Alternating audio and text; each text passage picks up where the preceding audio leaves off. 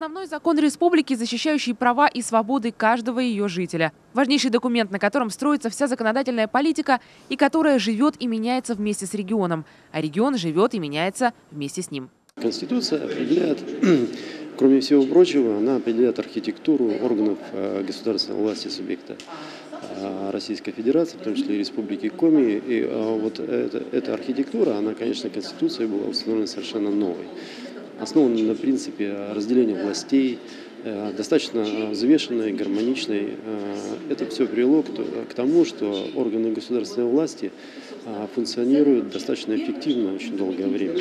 Первый председатель Конституционного суда и один из авторов Коми, да и Российской Конституции Юрий Гаврисов признается, что и сегодня внимательно следит за эволюцией законодательства.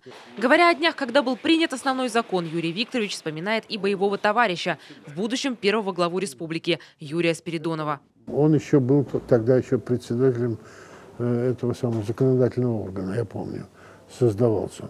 Ну и, надо сказать, он возглавлял эту комиссию. Ну, я обходил, там еще другие были. Мы торопились, конечно. И мы, и Россия создавала комитет, и мы создавали комитет.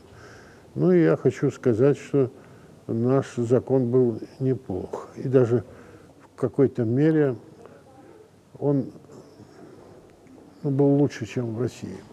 Без шероховатостей в новой Конституции не обошлось. Например, изначально у Коми был свой суверенитет и даже гражданство. Но эти положения конфликтовали уже с федеральным главным законом.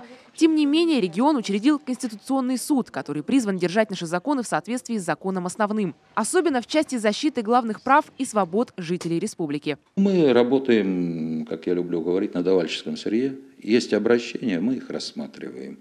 Вот. Основная масса – это, конечно, то, что волнует людей, чего их касается непосредственно. Это вопросы социальной защиты в основном. Поскольку, естественно, любой закон, который регулирует вопрос социальной защиты граждан, социальной поддержки, он касается неопределенного круга лиц, и он наиболее значим для граждан. Всего у региона было уже 3 конституции, 2 из которых советские, декларативные. Впервые отдельная глава, посвященная основным правам, свободам и обязанностям человека и гражданина, появилась именно в документе 1994 года. Тем не менее, историческую ценность представляет экземпляр и первой конституции Коми АССР 1937 года на коми и русском языках. Документ относится к редкому фонду и обычно хранится в несгораемом сейфе. Достаточно интересная книга. Это стенографический отчет 18-й сессии Верховного Совета Республики Коми.